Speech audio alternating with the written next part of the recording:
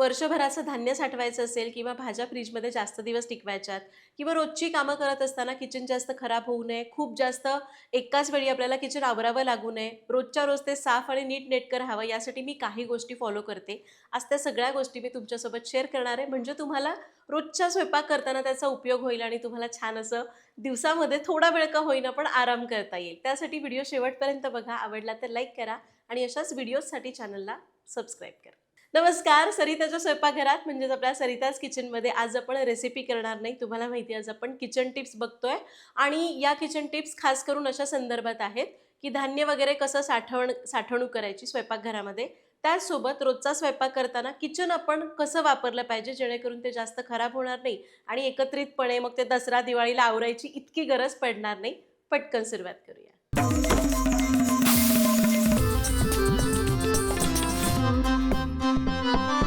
तर आपली पहिली टिप आहे धान्य कसं साठवायचं. तर आता बघा, जेव्हा थंडी संपून उन्हाळा चालू व्हायला लागतो ना, त्यावेळी आपण नवीन धान्य बाजारात आलेलं असतं आणि ते स्वस्त असतं म्हणून आपण भरपूर घेऊन साठवून ठेवतो. मग त्यामध्ये गहू, ज्वारी, बाजरी, तांदूळ, डाळीसुद्धा आपण साठवतो. तर हे साठवताना आपण कसं साठवू शकतो जेणेकरून त्याला अळीजाळी लागणार नाही.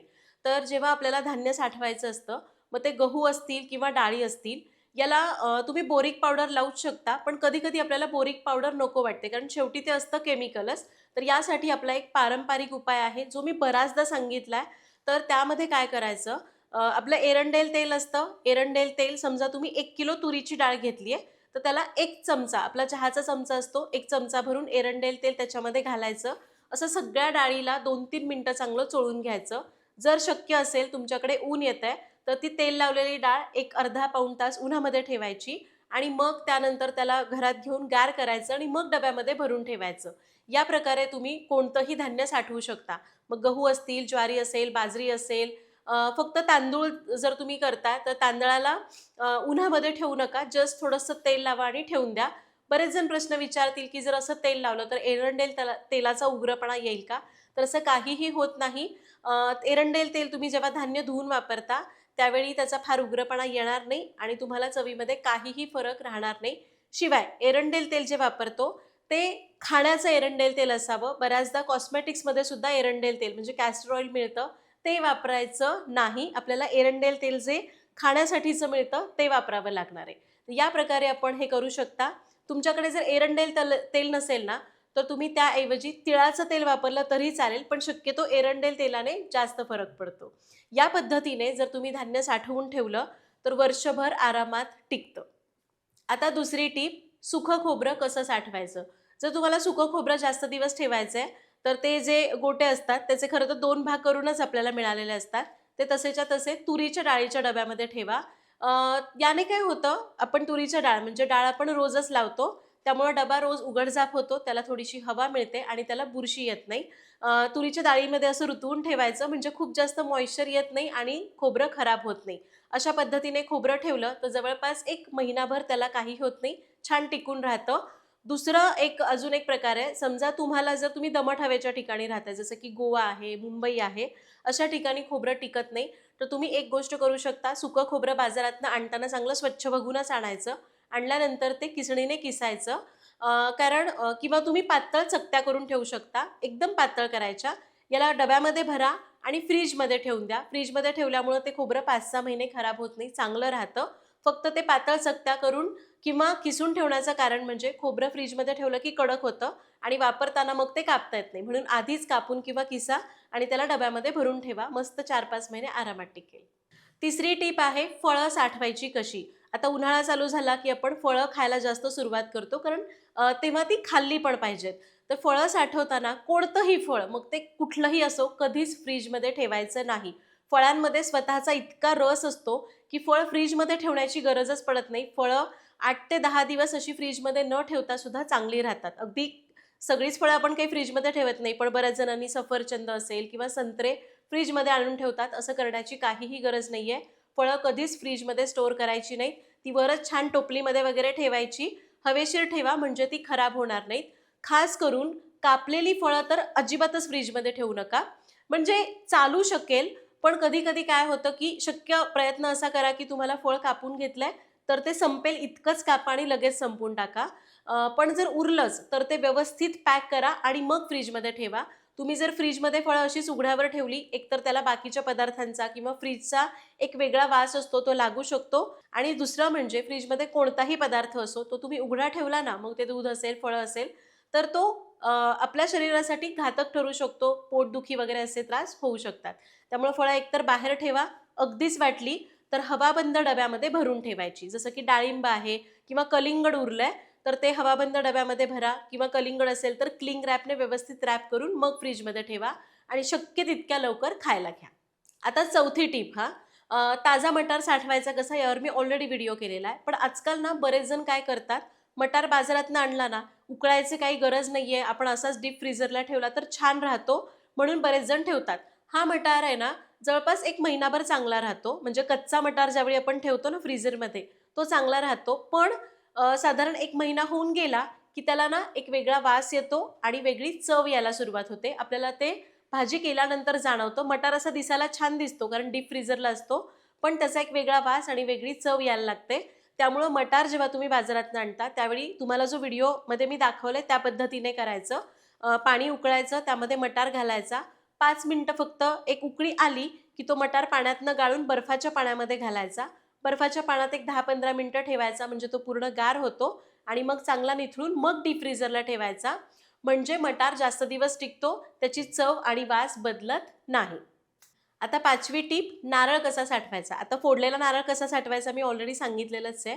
पण समजा तुमच्याकडे नारळच आहे असा, ओटी भरणाला वगैरे असे खूप नारळ आले असतील किंवा काही कार्यक्रम आहे, नारळ आले घरामध्ये, तर ते साठवून कसे ठेवायचे.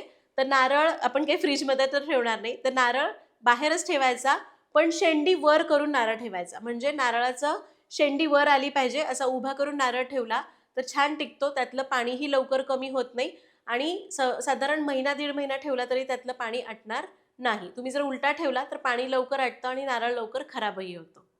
आता 6वी टीप, वेगवेगळी वाटणं फ्रीजमध्ये कशी ठेवायची. जसं की आलं लसूण पेस्ट असेल किंवा दही ठेवताय तुम्ही किंवा कुठल्याही प्रकारचं वाटण करून ठेवलेलं आहे. तर असे पदार्थ आहेत ना ते शक्यतो प्लास्टिकमध्ये न ठेवता काचेच्या डब्यामध्ये भरायचे. कारण वाटण वगैरे हे पदार्थ आहेत ना थोडे ओले असतात किंवा दही आहे किंवा विरझण तुम्ही लावताय, तर असे पदार्थ शक्यतो काचेच्या डब्यामध्ये भरून ठेवा. म्हणजे मग त्याचा वास बदलणार नाही, चव बदलणार नाही आणि रंगही बदलणार नाही. अगदीच तुमच्याकडे काचेचं नाहीये तर प्लास्टिकमध्ये नका ठेवू, पण स्टीलच्या डब्यामध्ये ठेवू शकता. आता जी 7वी टीप आहे ती किचनमध्ये वावर करताना आपल्याला कसं सोपं जाईल सगळं त्यासाठी आहे किंवा किचन साफ करण्याच्या दृष्टीने अशी टीप आहे. तर जेव्हा मी अंदमानमध्ये होते त्यावेळी पाण्याचा खूप प्रॉब्लेम असायचा, खूप पाणी असं मुबलक नसायचं. तर मी काय करायचे, स्वयंपाक करून झाला कारण पार्थ लहान होता त्यामुळं बऱ्याचदा काही काही करावं लागायचं.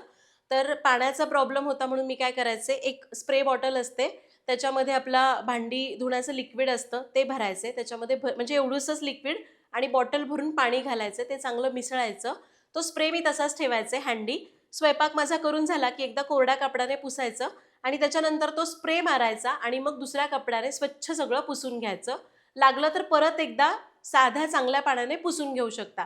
या प्रकारे जर तुम्ही स्प्रे ठेवला तर अगदी पाण्याचा प्रॉब्लेम असेल तेव्हाच नाही, पण इतर वेळी जसं की आता तुम्ही मिक्सर वापरलाय आणि बटन काहीतरी खराब झालंय, वाळून गेलंय, तर तिथं पटकन तो स्प्रे मारायचा. ते लिक्विड असतं त्यामुळं थोडंसं साबण पण मिळतो आणि पटकन असं वाईप केलं की पुसलं जातं. किंवा अशी इनबिल्ट शेगडी असेल, जिला आपण खळखळ पाणी घालून धुवू शकत नाही, तर अशा शेगड्या पुसताना सुद्धा तुम्ही साबणाने वगैरे घासून घेण्यापेक्षा काम झालं, स्वयंपाक झाला की ते सगळं ओलं असतानाच पटकन स्प्रे मारायचा, कापडाने पुसून घेतलं की सगळं छान साफ होतं. अशा प्रकारे जर तुमच्याकडे पाण्याचा प्रॉब्लेम असेल किंवा असं इनबिल्ट हॉब असेल किंवा रोजची कामं करत असताना आपली जी उपकरणं आपण वापरतो थोडे थोडे हात लागून ती इतकी चिकट होतात, तर अशा वेळी या स्प्रेचा वापर करायला एकदम सोपं जातं. एकदा करून बघा. आता 8वी टीप, मला बरेच जण विचारतात की ताई तू इतकं सगळं पांढरं पांढरं किचन करते, तू साफ कसं करते, तू मेंटेन कसं ठेवतेस. उलट सांगू का, पांढरं किचन साफ करायला एकदम सोपं आहे. फक्त तुमच्या नजरेमध्ये साफसफाई असली पाहिजे. कारण सांगते, तर पांढरं किचन आहे ना त्याच्यावर समजा एखादा डाग पडला किंवा ओटा आहे त्याच्यावर डाग पडला की तो पटकन दिसतो आणि आपल्याला पुसावासा वाटतो. फक्त तुम्हाला तो पुसावासा वाटणं खूप गरजेचं आहे. त्यामुळं ना पांढरं किचन असेल, कुठे डाग पडले, आठवड्यातनं एकदा तरी मी पटकन लगेच असं पुसून घेते किंवा कधी स्वयंपाक करता करता दिसलं की लगेच हात मारून घेते. आपण जर ते तसंच सोडून दिलं, मग पांढरं असो कुठल्याही रंगाचं किचन असो, ते सोडून दिलं तर ते डाग घट्ट होत जातात आणि नंतर एकदाच साफ करायला मात्र आपलं दमछाक होते. त्यामुळं शक्यतो जेव्हा तुम्ही स्वयंपाक करत असता, जेव्हा आता भाजी शिजतीये बाबा, काहीतरी वेळ आहे, तर इकडं-तिकडं बघितलं की कुठे डाग दिसला, पटकन पुसून घ्यायचा. असं किचन आहे ना, लवकर जुनं दिसत नाही. जर तुम्ही असं खूप दिवस तसंच ठेवलं आणि मग एकाच वेळी साफ करत राहिला, तर किचन जुनं-जुनं म्हणजे कितीही तुम्ही चांगलं मटेरियल वापरलं ना, तरी किचन लवकर जुनं दिसायला लागतं आणि मेंटेनन्ससुद्धा सारखा-सारखा निघायला लागतो. त्यामुळे ही गोष्ट लक्षात ठेवा. खास करून जे नवशिके आहेत ना, त्यांना ही गोष्ट खूप कामाची ठरेल. आता 9वी टीप ही सुद्धा खास करून नवशिक्यांसाठी आहे. किंवा जे म्हणतात ना, ताई किचन खूप खराब होतं, मग काय करू? तर सांगते. जेव्हा आपण स्वयंपाक करत असतो ना, आपली भांडी वापरून झाली, की आपला हात स्वच्छ आपण धुतो आणि त्याच ओल्या हाताने आपण शक्यतो डबे, बरण्या वगैरे ठेवून देतो किंवा कपाट बंद करतो. असं न करता हात स्वच्छ कोरडा करा आणि मग ते काही तुम्ही जे वस्तू ठेवताय ना, त्याला हात लावा किंवा कपाटाला हात लावा. कारण काय होतं ना, आपण ओला हात असतो, त्याने डबे ठेवतो, बरण्या ठेवतो, कपाटाला हात लावतो. मग तो ओला भाग तसाच असतो. धूळ किती आजकाल पोल्युशन किती आहे, ते लगेच सगळं धूळ वगैरे ओढून त्याच्यावर बसतं आणि मग लगेच डाग वाढले जातात. तर असं न करता जेव्हा-जेव्हा तुम्ही स्वयंपाक करता, तेव्हा-तेव्हा तुम्ही लाईव्हमध्ये पण बघाल, मी 2 नॅपकिन जवळ ठेवते. मी तर 3 नॅपकिन जवळ ठेवते लाईव्हमध्ये.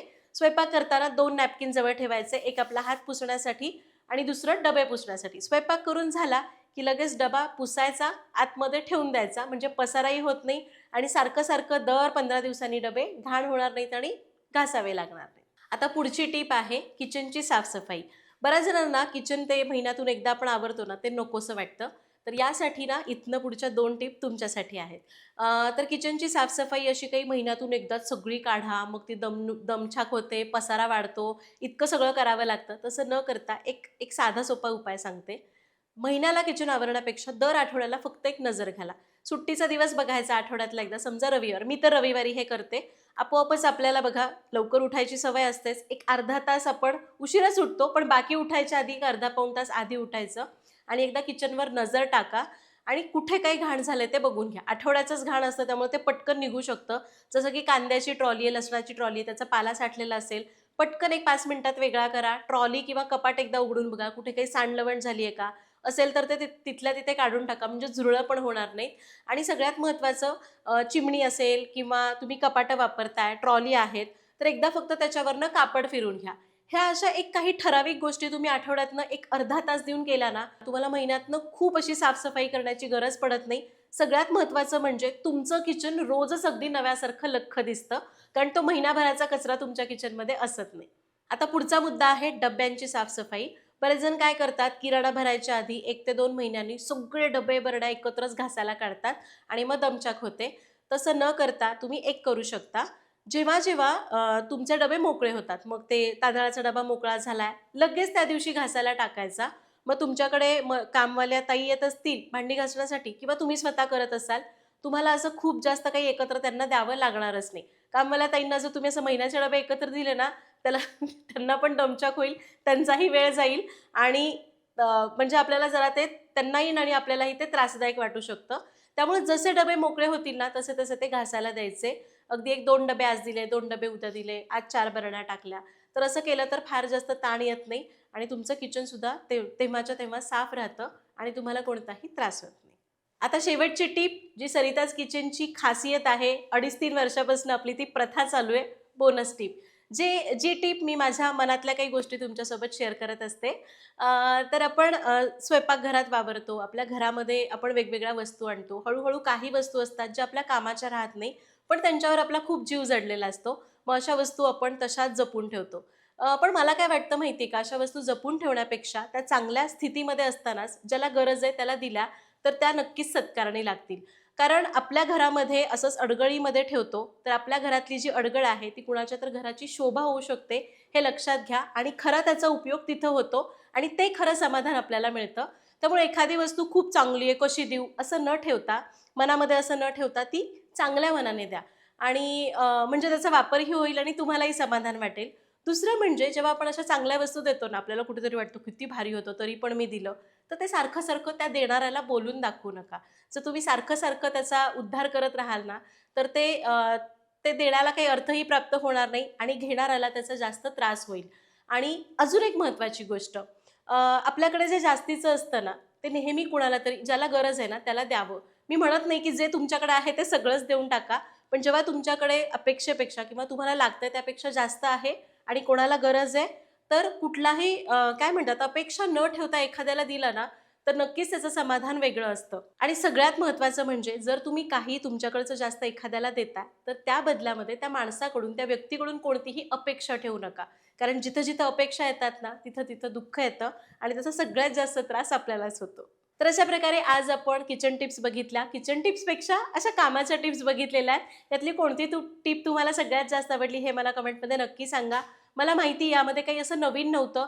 बऱ्याचदा मी या टिप्स सांगितलेल्या आहेत, पण आता खूप जण नवीन आलेले आहेत. आपण ऑलमोस्ट 7-8 महिने झालं टिप्सवर व्हिडिओ केलेला नाहीये. मग म्हटलं पुन्हा एकदा काही महत्त्वाच्या टिप्स एकत्र करून तुमच्यासोबत शेअर करूया. तुम्हाला यातल्या काही सगळ्याच नवीन नसतील किंवा सगळ्याच माहिती असतील असं नाहीये. यातली कोणती टिप तुम्हाला सगळ्यात जास्त आवडली हे मला कमेंटमध्ये नक्की सांगा. व्हिडिओ आवडला असेल तर लाईक करा. धन्यवाद.